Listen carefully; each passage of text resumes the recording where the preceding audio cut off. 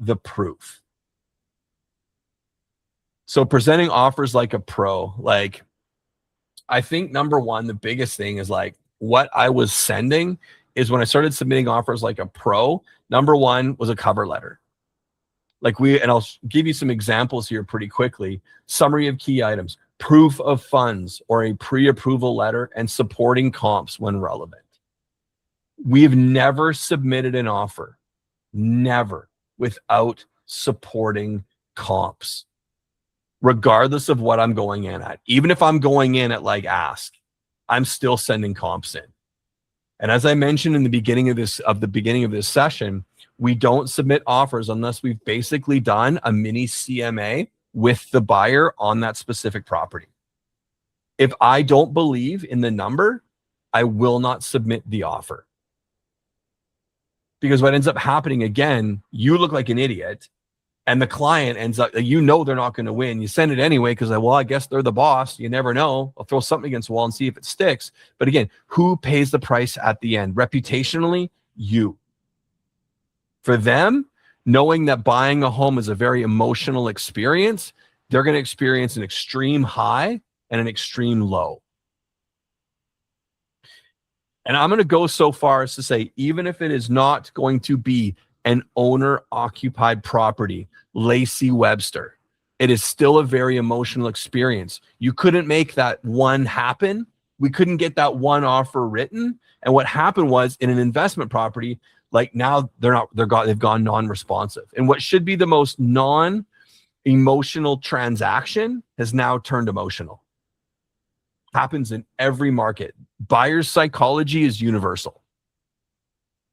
It's the way it looks. It's just the way it goes. So when we're submitting offers, again, it's not only how you submit them, it's how you handle the pushback. So I've got like some tips on how to handle like agent pushback. If you want to know how to present an offer like a pro, again, like I went down this rabbit hole in like 2021 into 2022. So I even went so far as to start developing the scripts. Every single one of my agents, as they were submitting an offer, I'm like, say this. Here's what you pick up the phone and say, because the one thing I can honestly say that we were known for is you were getting a phone call before the offer was sent. Every single time. We had an email template. Whenever we sent after the conversation, when we said an offer was coming in, this was the exact template that we used. There it is. My gift to you. Short and sweet. And the highlight of it always in the beginning was this, this, this, this, and this. I never just like sent in an offer and was like, here you go. I actually said what was happening, gave some context, and I made it really, really easy, especially if it's a low ball. Sometimes we kind of like hide that fact. So I'm going to be sending you an offer, but, like I want to let you know, like we're dead on with dates. We're super flexible. Yeah, but what's the price? So what's the price? So this helps people get that right out of the way. Winning multiple offers. So again, right now, some markets, there's a lot of multiple offers happening. Other markets, we've got listings that are sitting. Every market right now is different. Typically what I see things that happen in the US. Usually there's like anywhere from a 90-day to a 6-month ripple hits into Canada, not usually the other way around. So certain markets in the US right now are experiencing a lot of multiple offers. And right now there's a lot of markets that aren't. Like Teresa, your market, Atlanta, multiple. Is it a fast market or we have a slow market? What do we got? If pricing is good, a good property, it's all over the place. Very diverse market here. So I am involved in multiple offers, and then I'm looking at properties that are sitting because sellers are still overly confident, about certain things. It's so funny. And they're overpricing. Right? And so what's happening over market.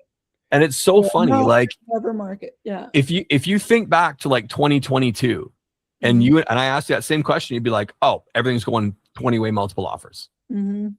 Is what you tell me. But now it's like, well, certain pockets, certain neighborhoods, certain sellers are overconfident. And it's funny, I guarantee a lot of those sellers that are overconfident It's from a desperate agent.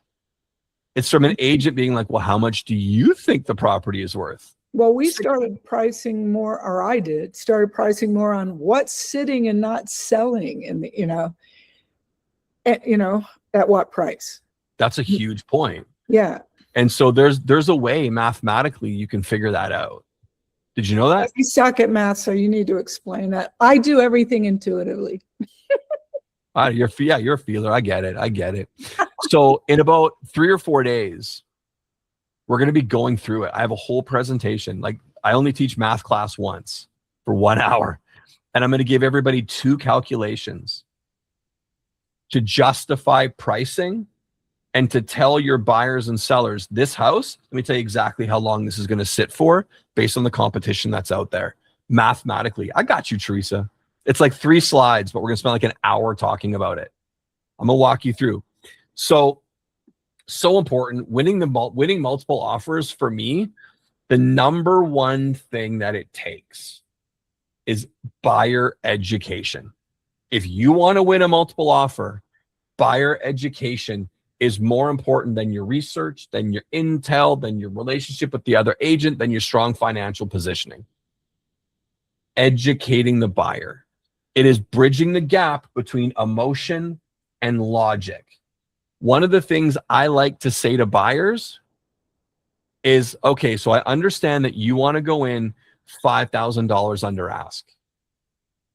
So on an average 25-year mortgage, that's going to cost you $3 to $4 per month.